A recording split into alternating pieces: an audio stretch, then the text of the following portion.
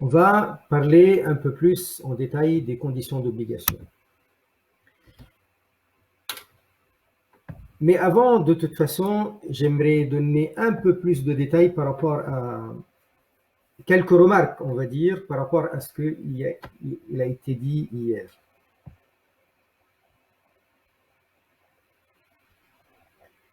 Donc, alhamdulillah rabbil alamin, Allahumma salli wa sallim wa barik ala sayyidina wa maulana Muhammad wa ala alihi wa ashabihi, amma ba'd. Il faut comprendre que lorsque nous sommes en train de parler des détails que je suis en train de développer, c'est le madhab de l'imam Abu Hanifa. Le madhab de l'imam Abu Hanifa, il y a des détails qui ne sont pas les mêmes, avec le madhab de l'imam Al-Shafi'i ou le madhab de l'imam Malik. Quand on a pris l'habitude d'écouter le cours ou d'entendre quelques détails dans le madhab Maliki ou dans le madhab Shafi'i, on peut parfois être étonné des détails qu'il y a dans le madhab de l'imam Abu Hanifa et inversement.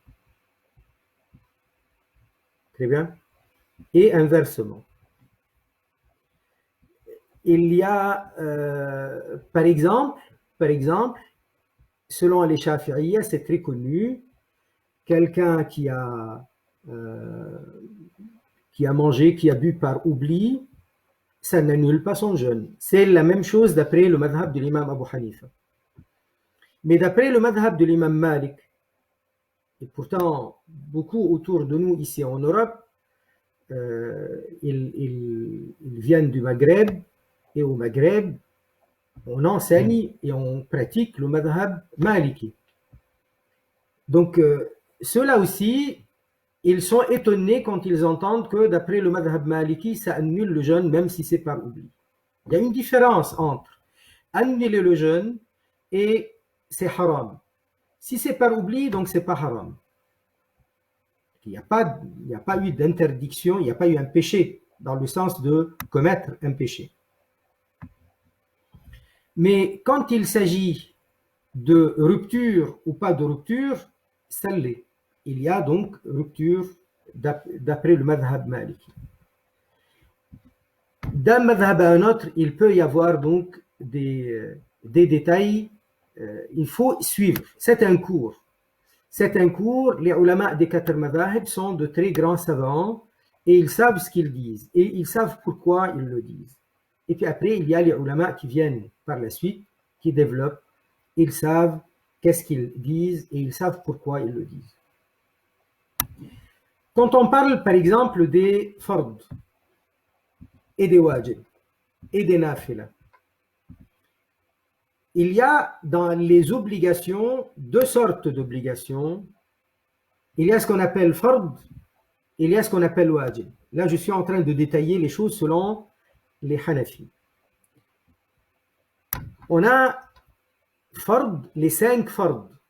Et celui qui dit qu'il y a plus de 5 fard, plus de 5 prières fard, là, c'est totalement abject et totalement kufr. C'est contradictoire. Mais les Hanafi considèrent que al-witr est wajib et non pas fard. Donc, une obligation de second ordre. Ce n'est pas la même chose. Donc, Martin, wa alaykum assalam. Faisal, wa alaykum assalam. Nixon, wa alaykum assalam. Vous voyez ce que je veux dire? Donc, si quelqu'un, il ne connaît pas les mazahib, il a l'habitude d'entendre les prières obligatoires sont 5. C'est tout à fait normal. Les prières obligatoires sont au nombre de 5. Mais la salat al-witr, d'après l'imam Abu Hanifa, c'est un wajib. Il ne l'appelle pas fard. Pourquoi il ne l'appelle pas fard? Justement, les fards sont 5. Et wajib, c'est une obligation de second ordre. Lorsque le mujtahid, le jurisconsulte, qu'est l'imam Abu Hanifa, il comprend de l'attitude du prophète sallallahu alayhi wa sallam, et il comprend des textes qu'il y a une exigence de salat al-witr. Cependant, les textes ne sont pas explicites. Et c'est plutôt probable d'après ce qu'il comprend.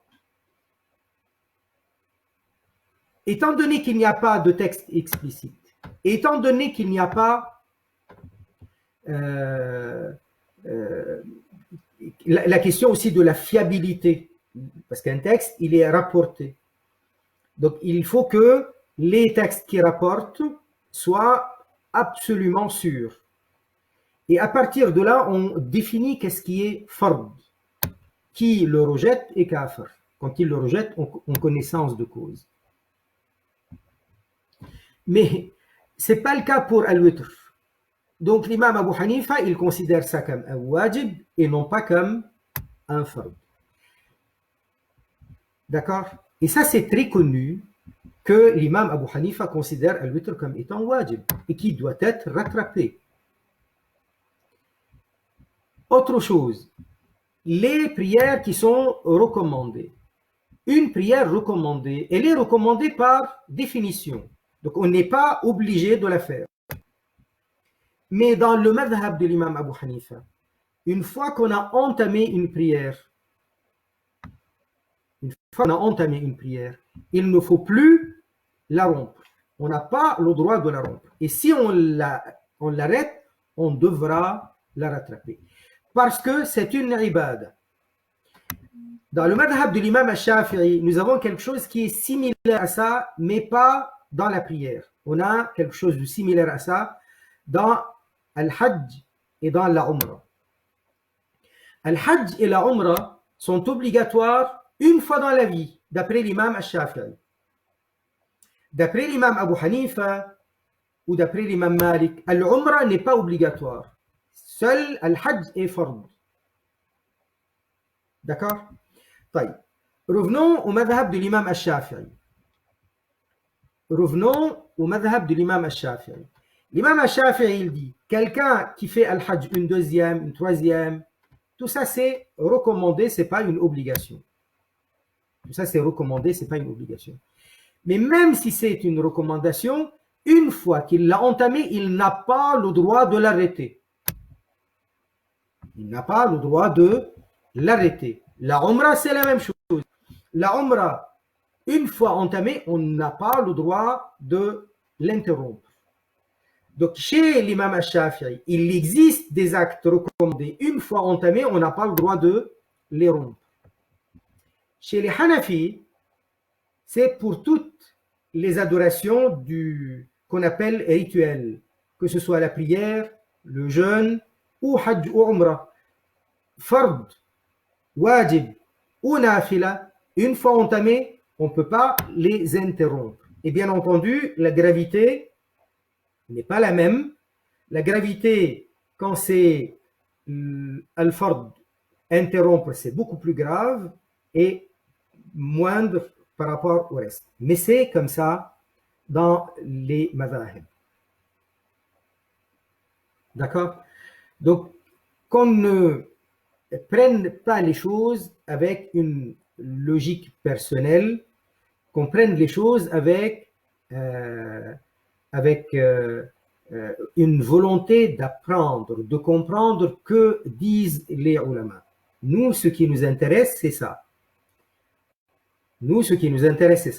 Si un jour je suis en train d'expliquer un livre du madhab de l'imam al-Shafi'i, je vais certainement donner des détails avec des annulatifs, avec des obligations, avec des recommandations qui ne sont pas les mêmes avec le madhab de l'imam Abu Hanifa.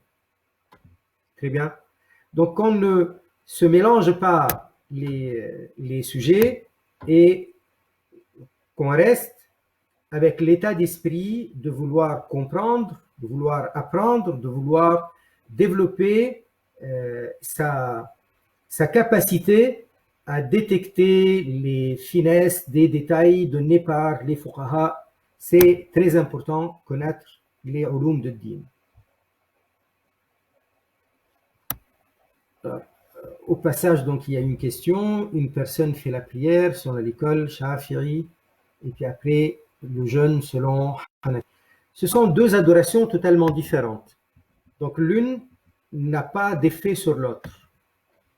Là où la question peut se poser, si jamais j'ai fait mon wudu selon Al-Shafi'i et la prière selon Abu Hanifa. En réalité, prière et wudu selon les madhahib ne changent pas beaucoup si on fait notre maximum.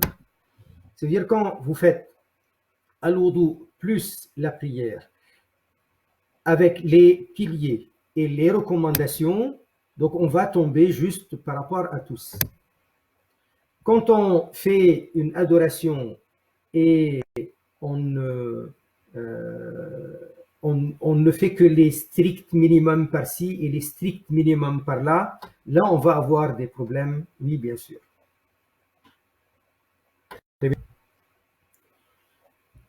Je reviens maintenant à ce que nous étions en train de développer. Nous avions développé en dernier les cas où le jeûne wajib, quand est-ce qu'il est wajib, lequel et à partir de quel moment il est développé ainsi, il est considéré ainsi. Nous arrivons aux conditions d'obligation. C'est quoi les conditions d'obligation? Qu'est-ce qu'on appelle les conditions d'obligation? Ce sont les conditions à partir desquelles la personne est concernée par l'obligation de l'acte. Donc si quelqu'un correspond à ces critères-là, donc il est concerné par l'obligation, il doit. Si les critères ne concernent pas la personne, elle n'est pas dans l'obligation de faire le rituel. Le jeûne de Ramadan est une obligation du premier ordre. Donc, c'est ce qu'on appelle fard.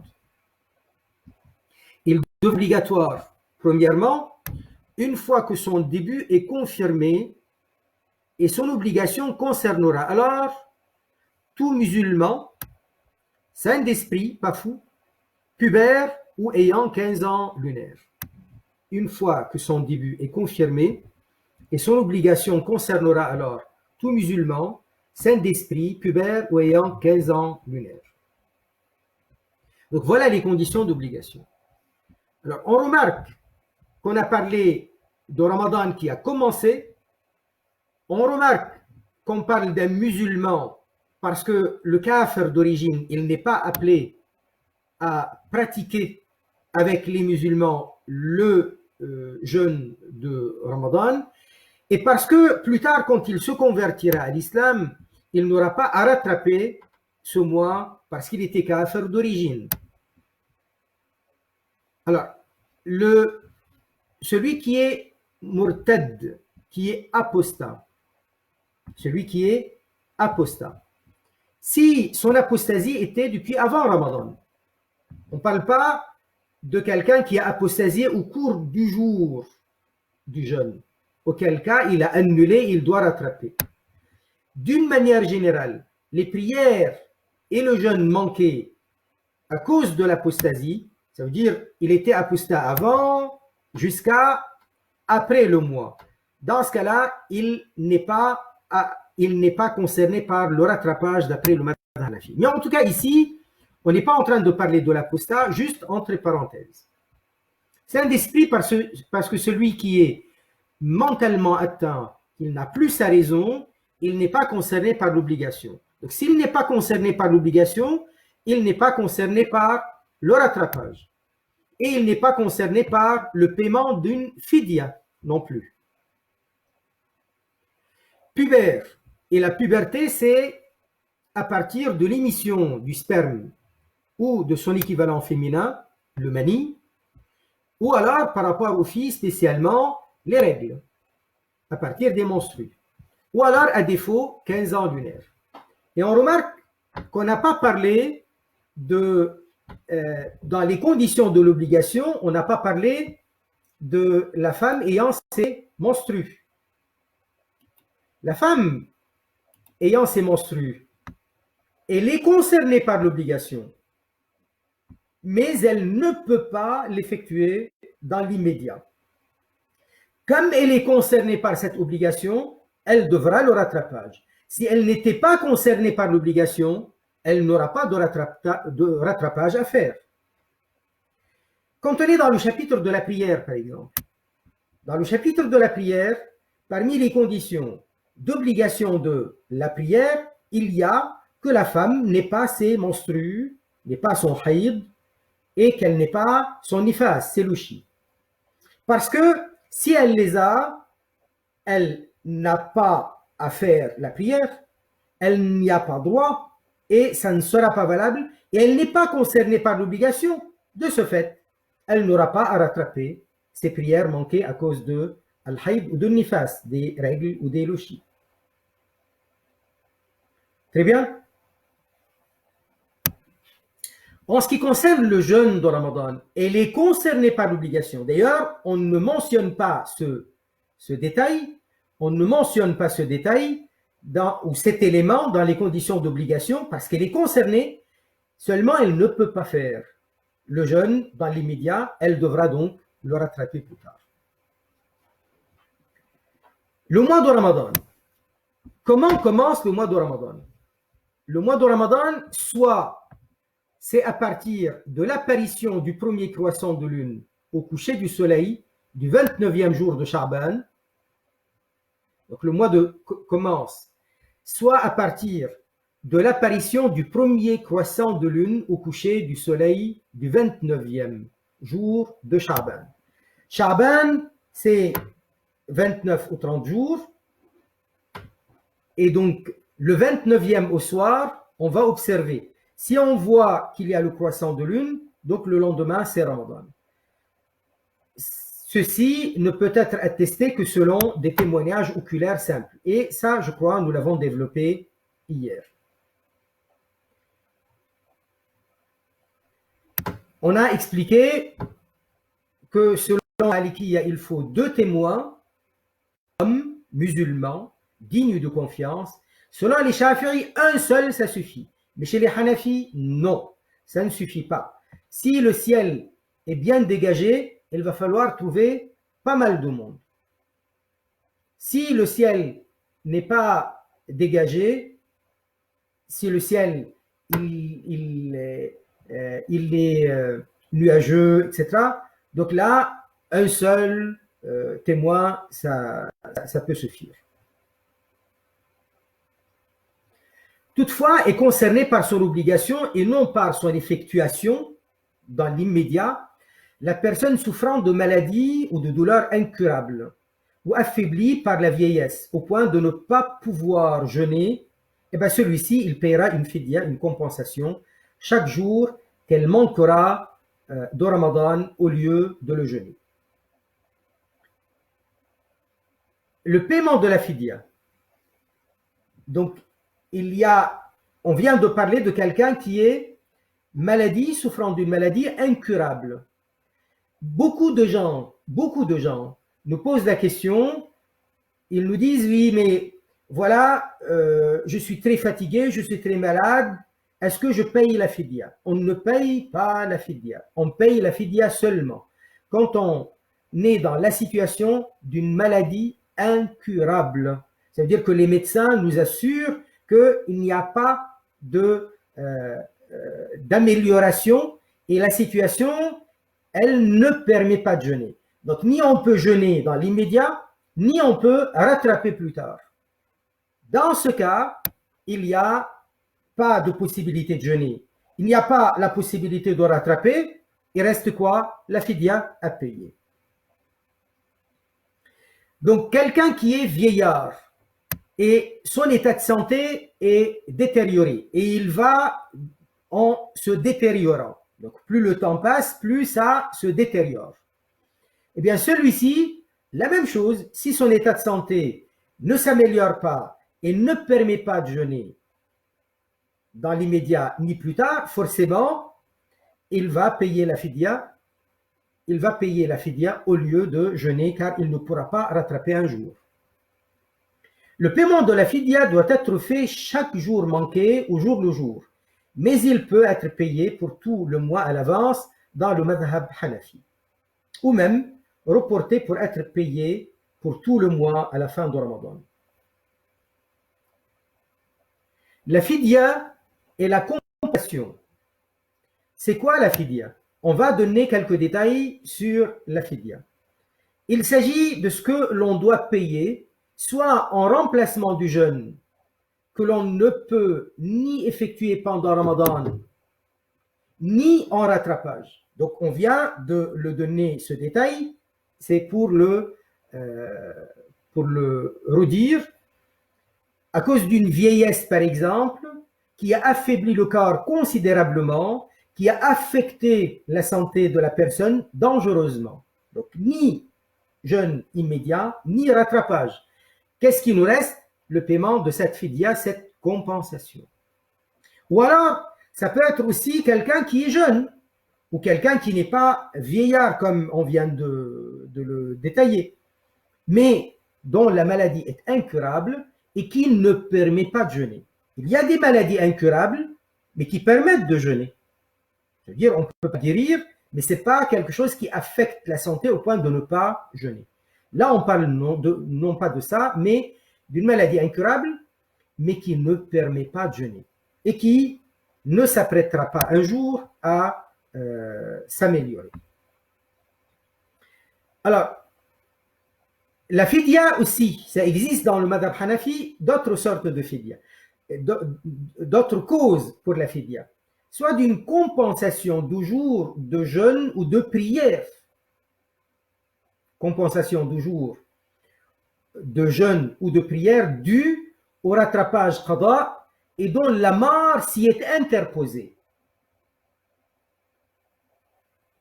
Dans le madhab de l'imam Abu Hanifa, pas seulement le jeûne, mais même pour la prière.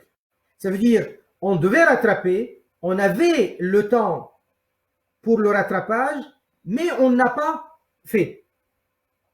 On l'a reporté, on s'est dit demain, après-demain, et puis après, de nouveau, on est retombé, on a rechuté dans la maladie. Donc, voilà quelqu'un qui a jeûné. On va dire, par exemple, quelqu'un qui a jeûné tout le mois, pendant une semaine dans le mois, il était malade, il n'a pas jeûné. Après le mois de Ramadan, sa santé s'est améliorée, il avait la possibilité de rattraper la semaine. Mais il s'est dit, j'ai le droit, j'attends. Je ne suis pas obligé de rattraper pendant Shawwal. Pendant Zul Qa'da, Zul Hijja, il reporte, et la mort le surprend. Donc ces jours qu'il avait manqué, quand il dit aux gens, à sa famille, à son entourage, je les dois, au cas où il m'arrive quelque chose, on devra payer une compensation pour cela, eh bien, on payera la compensation par rapport à ces jours-là manqués. Pourquoi? Parce qu'il les devait premièrement, et il avait la possibilité de les rattraper, même si il a reporté, tout en ayant le droit de reporter. Et la mort s'y est interposée. Donc lui, qu'est-ce qu'il dit dans ce cas-là? Étant donné qu'il doit cette dette, il va dire à son entourage, il me manque une semaine, s'il m'arrive quelque chose, on ne sait pas quand la mort nous prend. Un accident de voiture, un accident de corona maintenant, on ne peut pas savoir ce qui peut nous arriver. Par contre, quelqu'un qui est tombé malade une semaine pendant Ramadan, et après Ramadan, il était malade, il ne pouvait pas rattraper. Il est resté malade, il ne pouvait pas rattraper. Il espérait guérir, mais il n'est pas guéri. Il espérait guérir, mais il n'est pas guéri. Et il est mort sans avoir le temps où il avait la santé qui lui permettait de rattraper. Donc celui-ci, il n'y a pas de fidya à payer pour ces jours qu'il avait manqués. Très bien. Ce cas-là, et de cette façon, la même, existe dans le madhab de l'imam al-Shafi'i. Mais l'imam al-Shafi'i, et même les Maliki, il y a donc ce détail, on le retrouve. En tout cas, selon l'imam Shafi'i, il dit, on a la possibilité, dans sa famille, Ça veut dire les enfants, les cousins, dans sa famille, ils ont aussi la possibilité de rattraper la semaine manquée ou les jours manqués de Ramadan, de jeûner au lieu de payer la compensation. Selon l'imam Abu Hanifa, personne ne jeûne pour personne. Personne ne jeûne en remplacement du jeûne d'une autre personne. Donc il n'y a que la fidya à payer dans ce cas-là. Mais on revient au détail, c'est des jours manqués. Après Ramadan, le même nombre de jours, on avait la santé et la forme pour pouvoir le faire. Mais on ne l'a pas fait pour une raison quelconque. Ce n'est pas un problème. Et puis après, la mort s'est interposée. Pas seulement ça. Donc la personne avait dit dans son entourage, si jamais ça m'arrive quelque chose, et donc il y a une fidya, je dois tant de jours. Selon les Hanafis, ça s'étend aussi sur les prières. Ça s'étend aussi sur les prières.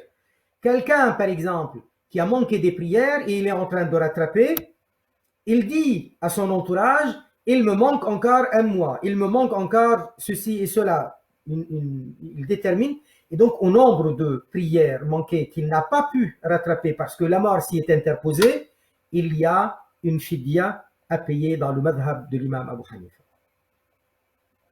Donc cela concerne toute personne ayant manqué un jeûne pour une raison valable ou non valable.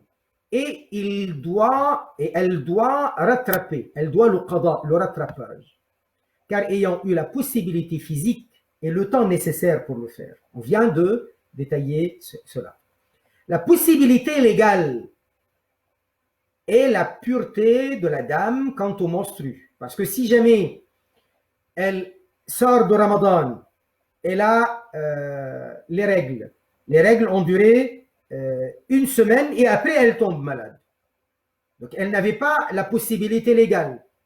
Et elle tombe malade, donc elle n'a pas la possibilité physique. Dans ce cas-là, si il lui arrive de décéder avant d'avoir la possibilité légale et physique, ces jours manqués, il n'y a pas de qada qui s'est imposé parce qu'elle n'a pas eu l'occasion de le faire. Et donc, il n'y aura pas de fidya par rapport à cela. La personne devant un qada, qui doit un qada, et ce qui correspond aux conditions précitées, lorsqu'elle prend du temps au lieu de se hâter, de se dépêcher d'effectuer le qada, et qu'elle se voit en train de risquer de mourir, doit laisser un testament oral ou écrit mentionnant le nombre de jours de jeûne ou de prières à rattraper, chose qui doit être compensée par une fidya à donner aux pauvres. Et comme tout testament, le paiement se fera à partir de l'héritage. Si on veut le prendre de l'héritage du défunt, donc c'est plafonné à un tiers. Parce que dans la charia, dans la religion, l'homme ou la dame a droit, dispose d'un tiers de ses biens pour les distribuer aux gens, au lieu que ce soit les héritiers mentionnés dans le Coran. Donc, et ça, c'est un testament. Le testament dans la conception musulmane n'est pas comme le testament qui est dans le monde occidental. Dans le monde occidental, ça dépend des pays. Hein. Il y a des pays qui permettent de déshériter ses enfants. Je crois qu'en France, on ne peut pas déshériter ses enfants, mais on peut laisser dans le testament qu'il laisse l'héritage pour un chien ou pour un chat ou pour je ne sais quoi. Et ils peuvent, dans les lois des pays occidentaux, ils leur permettent de dire la maison pour un tel, la voiture pour un tel, le magasin pour un tel. Dans la charia, on ne peut pas faire ça. Il y a des héritiers mentionnés dans le Coran, enfants et parents. Enfants et parents, on ne peut pas jouer avec le pourcentage. Il est déterminé dans le Coran et donc on doit le respecter tel quel. Bien entendu, quand on est dans un pays qui exige de nous de prendre la moitié pour ceci, l'autre moitié pour cela, on ne peut pas faire autrement. Mais je suis en train de parler de en tant que droit. Ça veut dire que quelqu'un qui veut donner plus à un fils plutôt qu'un autre, il ne peut pas. Donc il n'y a pas de testament en ce sens-là. Dans la charia, Rasulullah sallallahu alayhi wa sallam, il dit la wasiyata li waris. Il n'y a pas de testament possible pour quelqu'un qui est héritier mentionné dans le Coran. On ne lui laisse pas de testament. Il a la part déterminée dans le Coran. Donc, lui, il dispose d'un tiers pour le prendre, pour le déduire du droit des héritiers mentionné dans le Coran, y compris cette affaire pour payer la fidya. Donc, on le prend de cette part-là qui est plafonnée par le tiers. Mais de toute façon, nous vivons, nous, dans des sociétés où on a suffisamment de richesses, alhamdulillah. Les gens, ils mangent à leur faim, nous avons des appartements, des maisons. Donc, quand on a un défunt, un parent ou un proche de la famille, on va le payer de nous-mêmes, parce que ce n'est pas de toute façon des sommes énormes. On a le droit. On n'est pas obligé, on peut le prendre de l'héritage, mais on peut le payer nous-mêmes. Cette fidya étant considérée comme un testament, donc c'est plafonné comme je viens de le dire. À rappeler donc, les héritiers mentionnés dans le Coran, ils ont des parts déterminées qu'on ne peut pas changer. C'est quoi la valeur de la fidya? La valeur de la fidya est comme celle de la kaffara. Dans le madhab Hanafi, c'est comme ça. Ce qu'on va donner en tant que fidya, comme ce qu'on va donner comme kaffara, c'est la même valeur. C'est quoi? C'est un demi-sa' de blé ou de safarine, ou alors un sa' d'orge, un sa' de raisin sec ou un sa' de date. C'est quoi le sa'? Le sa', en fait, c'est 4 mouds. Moud, c'est le plan des deux mains jointes. Les deux mains jointes, on appelle ça un moud. 4 de ça, c'est un sa'. 4 mouds, c'est un sa'. Donc, un demi-sa' de blé ou de safarine. Ou alors, un sa' d'orge, donc 4 de ça. Mais chez les Hanafi, quand ils disent moud, ils sous-entendent quelque chose comme 1 kilo. Hein. Pas, normalement, nous, quand on mesure comme ça, quand on prend une jointée de blé, ça va faire dans les 500 grammes, allez. Mais les Hanafi, ils déterminent le moud, l'équivalent d'1 kilo. Très bien. Donc le sa' c'est 4 kilos. Très bien. Donc lorsque on dit un demi-sa' de blé ou de safarine, donc on peut donner 2 kilos de farine. Ou alors, très bien. Donc parce que ça c'est 1 kilo plus 1 kilo. Donc blé ou safarine, ça fait 2 kilos. Si c'est l'orge, ça va faire 4 kilos. Si c'est les insectes, ça va faire 4 kilos. Si c'est des dattes, ça va faire 4 kilos. C'est ça la fidya, c'est ça la kaffara dans le mazhab Hanafi. Donc, un moud, les deux mains jointes, mais ça représente un moud 1 kilo d'après les Hanafi. On ne va pas entrer dans les détails des grammes, des kilogrammes, donc on a donné l'estimation d'une façon générale.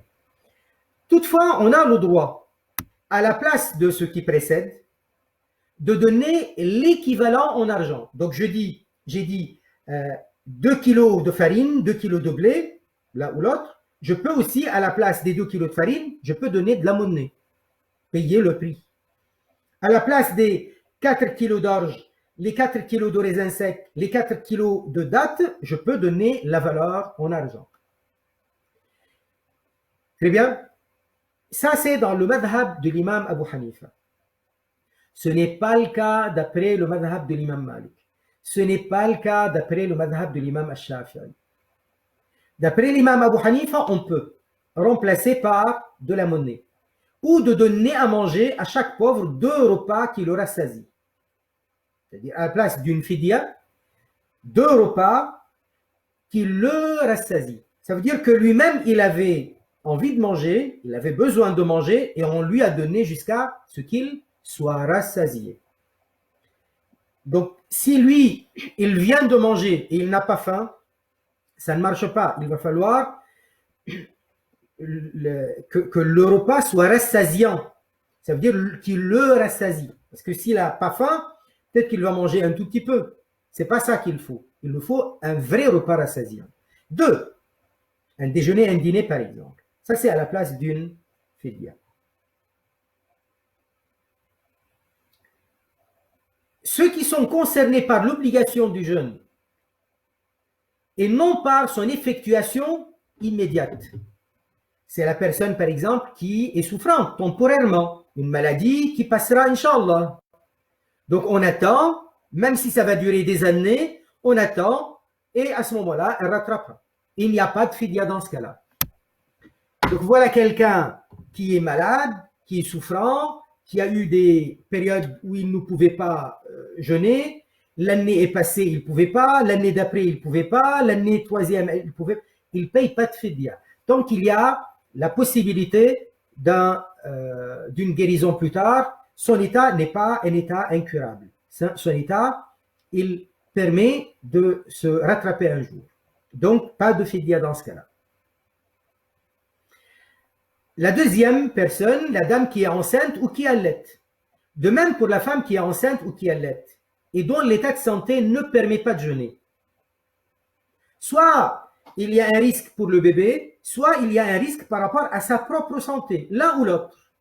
Autrement dit, qui souffre au point de ne pas pouvoir effectuer le jeûne, ou qui y court un danger pour sa santé ou pour celle du bébé. Ça veut dire qu'elle, son état de santé est fragile, elle n'est pas malade. Si elle jeûne, ça va courir un danger pour la dame ou pour le bébé. Dans ce cas-là, elle ne jeûne pas, elle rattrapera plus tard.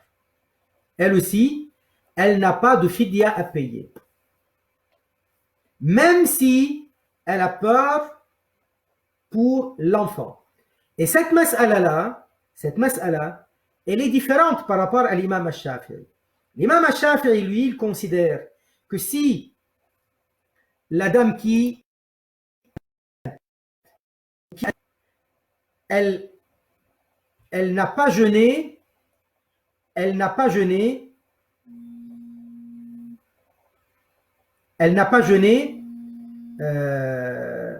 par rapport à l'état de santé du bébé, par rapport au risque du bébé. D'après Shafi'i, il considère qu'elle doit rattraper et payer une fidya en plus. Mais d'après l'imam Abu Hanifa, il n'y a pas de fidya à payer dans ce cas-là.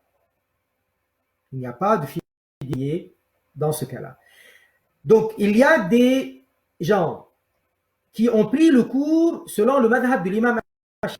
Et qu'est-ce qu'on leur dit? On leur dit, la femme, la dame qui jeûne et qui a peur pour la santé du bébé, pendant Ramadan, la dame qui a peur pour la santé du bébé, elle peut ne pas jeûner, ou plutôt s'il y a un risque réel, elle ne jeûne pas, mais comme le risque n'était pas pour sa propre santé comme quelqu'un qui lui-même est malade, mais c'est par rapport à quelqu'un d'autre. Eh bien, d'après Al-Shafi'i, la dame, elle doit rattraper et elle doit payer une fidya en plus. D'après l'imam Abu Hanifa, il n'y a pas de fidya dans ce cas-là à payer.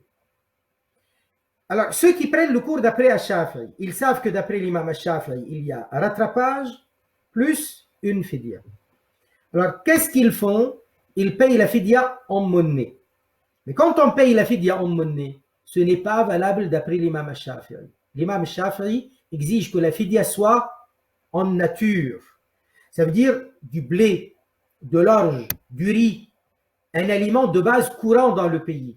Et ce n'est pas possible, ce n'est pas acceptable d'après Al-Shafi'i de donner de la farine, par exemple, de la soumoule à la place.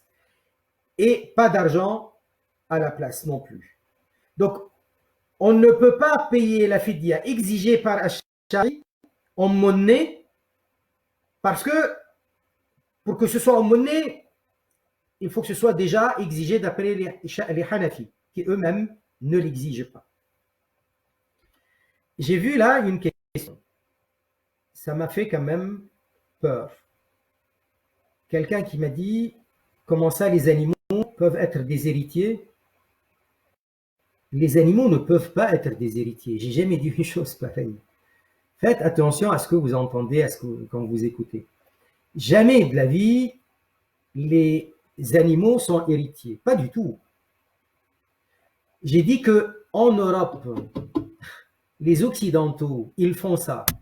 Nous, on n'a pas droit à ce genre de choses. Très bien. Donc, ne nous éloignons pas trop de notre sujet. Il y a quelques questions. Je vais essayer de les voir, mais ça défile vite. Donc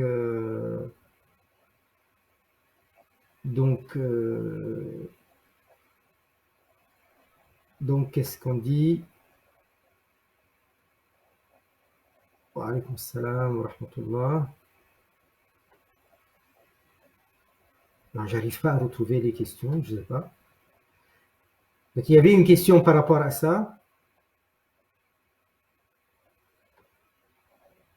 Une personne âgée et malade veut donner la fidya en langue ou bled alors qu'elle est en France. Est-ce que c'est valable?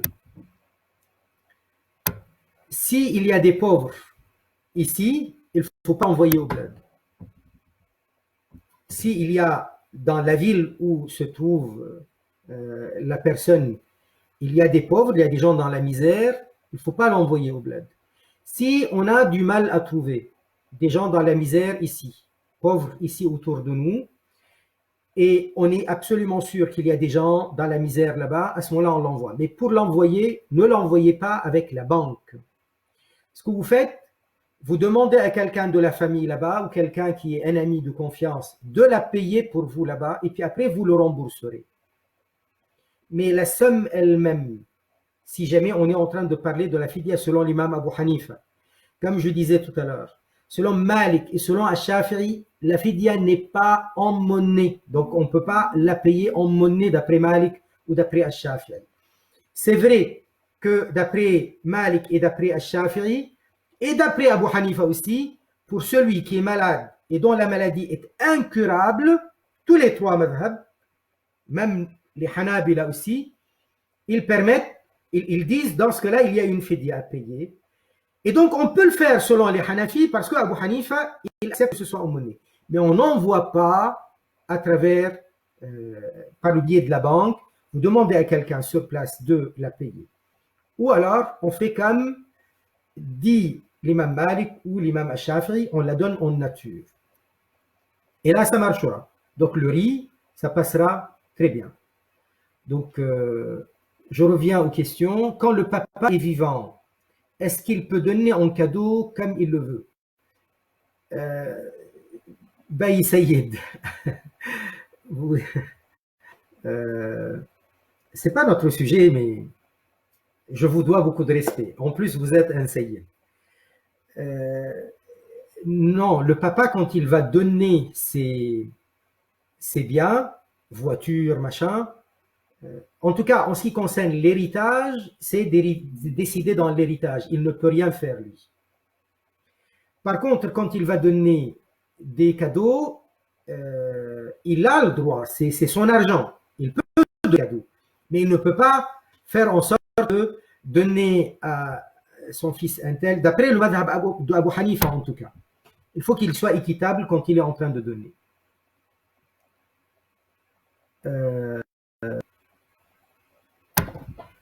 D'après les madhab, quand il va donner à ses enfants, il faut qu'il soit équitable parce que on sous-entend que lui, il va décéder un jour et il va laisser un héritage. Donc, selon le madhab de l'imam Malik ou Abu Hanifa, il faut qu'il soit équitable.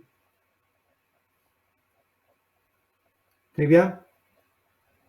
Alors, en France, la nourriture à donner, c'est les pâtes ou la farine. Selon l'imam Al-Shafi'i et selon l'imam Malik, ce n'est ni la farine, ni les pâtes, c'est du riz. On peut donner du blé, mais en général, les pauvres, quand on va leur donner du blé, ils ne savent pas quoi faire. À l'époque, ou dans certaines sociétés, ils vont prendre le blé, et ça va leur être très bénéfique, ils vont faire la farine, ils vont faire du pain. Mais en France, si on donne à un pauvre du blé ou de l'orge, il ne saura pas quoi faire. Par contre, on peut donner du riz. C'est quelque chose qui est courant dans le pays. Très bien. Je ne voulais pas tarder beaucoup parce qu'un cours de fiqh, on a du mal à rester concentré très longtemps. Donc, quand même, on va aller jusqu'au bout par rapport à ceux qui sont concernés par l'obligation, mais qui ne sont pas concernés par l'effectuer immédiatement. C'est la maladie temporaire, la dame enceinte ou qui allait, la dame ayant al-hayd, les règles, ou la dame qui a les... Selon le madhab de l'imam Abu Hanifa, le minimum des menstrues, c'est 3 jours. Le maximum, c'est 10 jours. C'est pas pareil dans le madhab maliki ou shafi'i. Le minimum, c'est 1 jour et le maximum, c'est 15 jours. Donc, dans le madhab de Abu Hanifa, le minimum, c'est 3 jours. Le maximum, 10 jours.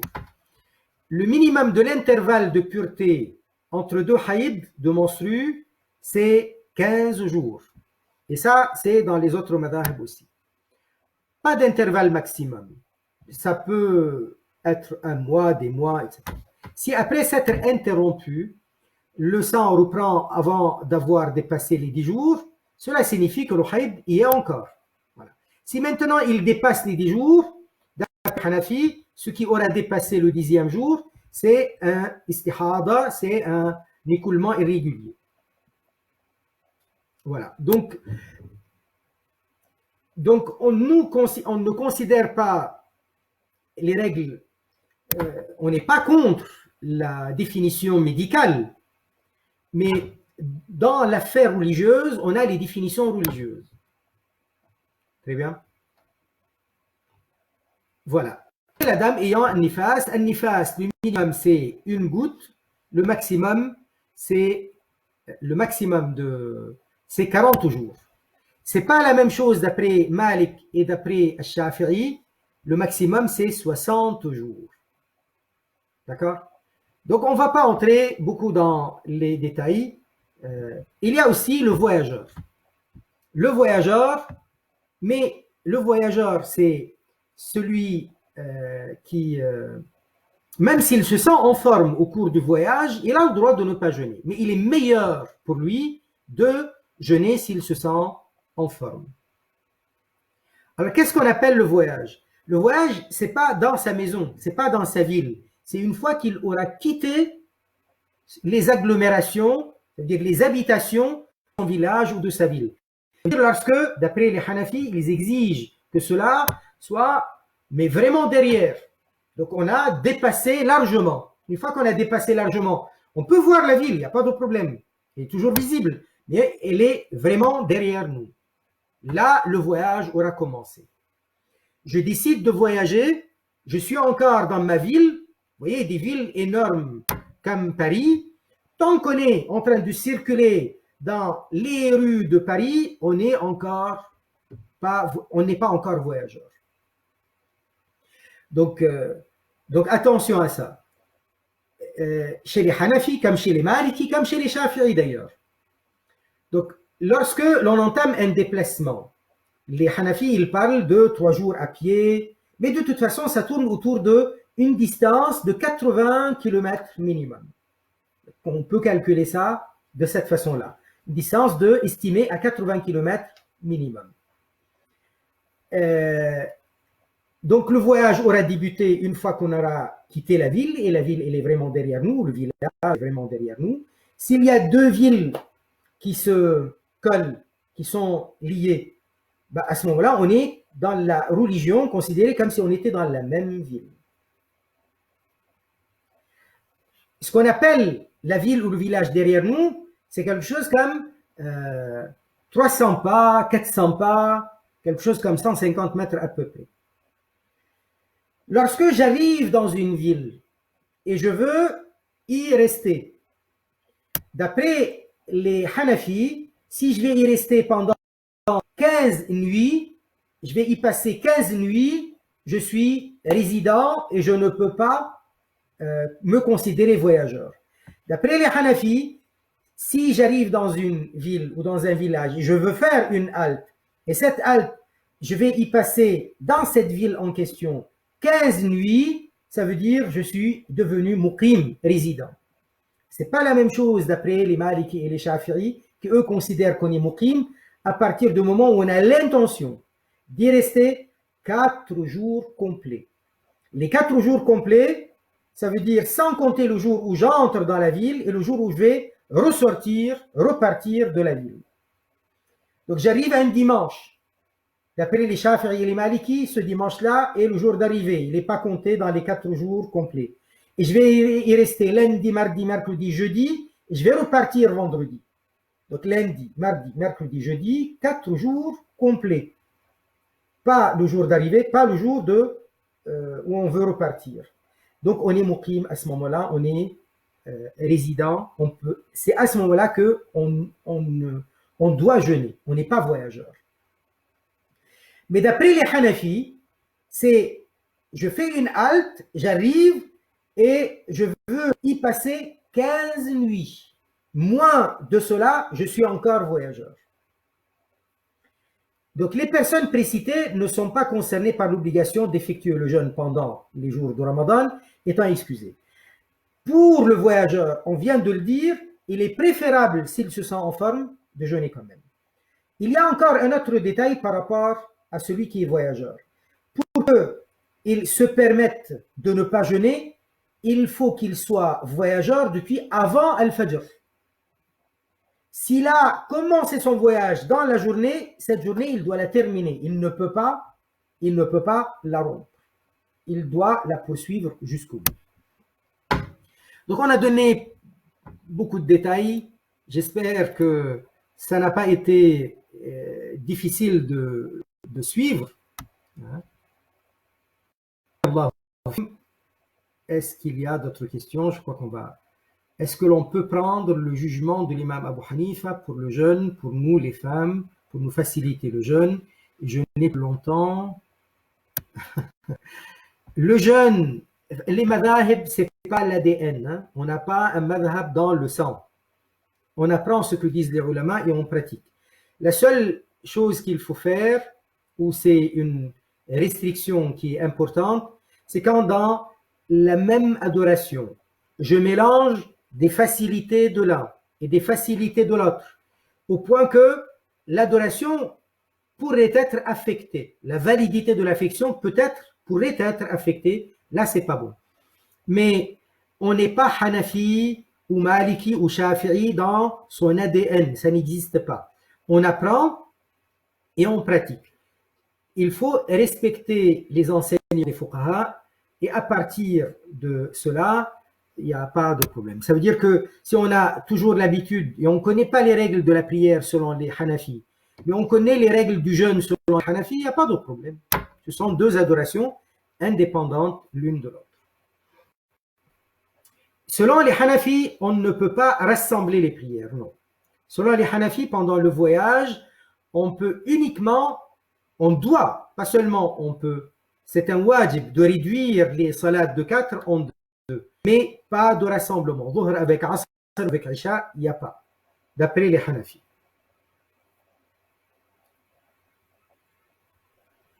Il y a encore d'autres questions? Non. Barakallahu bikum, Noir Désert, wa alaykum assalam, marhaban, barakallahu ta'ala bikum. Subhanallah, walhamdulillah, wa la ilaha illallah, la ilaha illallah, la ilaha illallah, la ilaha illallah. Allahumma salli ala sayyidina Muhammad wa ala alihi wa sahbihi wa sallim. رب اغفر للمؤمنين والمؤمنات. سبحان ربك رب العزة عما يصفون، وسلام على المرسلين، والحمد لله رب العالمين. بارك الله تعالى بكم.